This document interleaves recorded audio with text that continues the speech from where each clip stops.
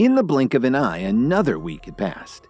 Lily, who was still feeling exhausted, had just woken up from her nap and walked into the living room with her eyes barely open. Suddenly, Lily was shocked to see Kevin as her eyes widened immediately. Just like old times, he was standing in front of the dining table, skillfully setting up the tableware. Lily cried out and immediately ran over to hug Kevin from behind. "Kevin, where have you been? It's been 2 weeks." Kevin then turned around and let Lily's head rest on his chest. As she silently cried, Kevin showed a faint smile on his face and gently patted her back. "It's all right, Lily. Everything's in the past now." Kevin comforted her in a soft voice. He had actually woken up from his coma about 5 days ago, but the Night King insisted that he should stay in his apartment for a few more days to let the golden pill's effects take full effect. Now he was not only fully recovered, but he even felt better than ever.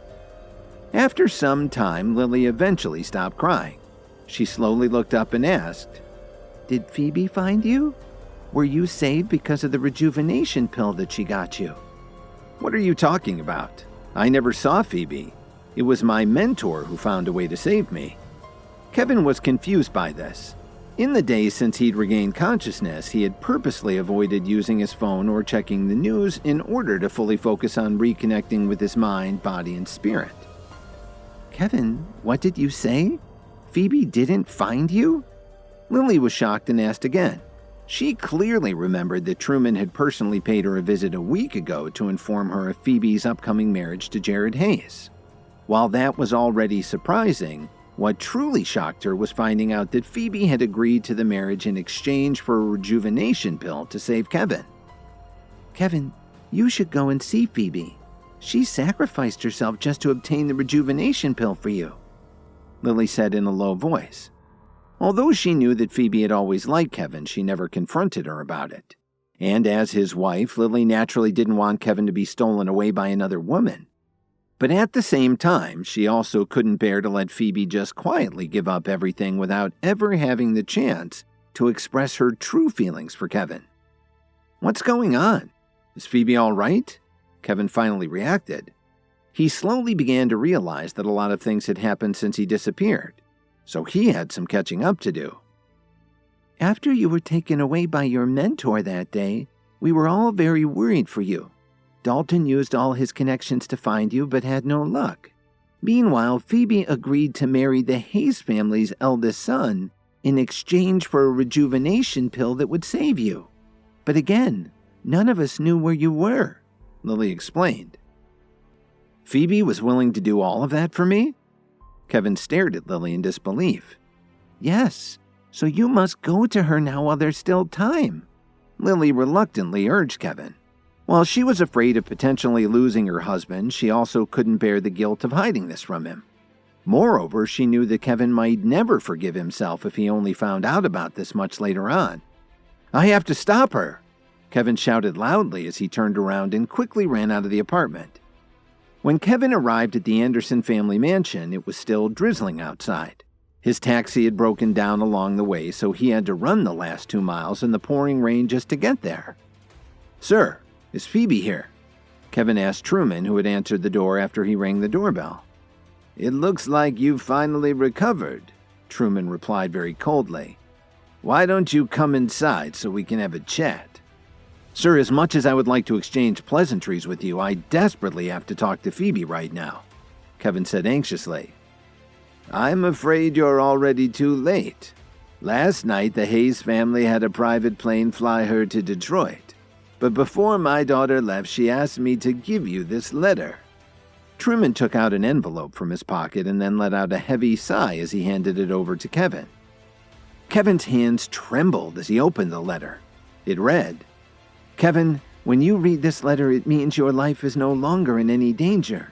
I'm really glad that you're okay now. Anyway, I'm sure you already know by now that I agreed to marry a man from the Hayes family in exchange for a rejuvenation pill. Unfortunately, I couldn't find you once it was already in my possession." The letter continued, "You may be wondering why I did it, and perhaps my only regret was that I never had the courage to tell you this in person. To tell you the truth, I don't know the exact moment when I fell in love with you. But once I did, There was no going back. Even if everyone kept calling you a useless son-in-law in my eyes, I've always known you to be a talented, gentle, and kind man towards me. And when you love someone, you must be willing to give your all for that person.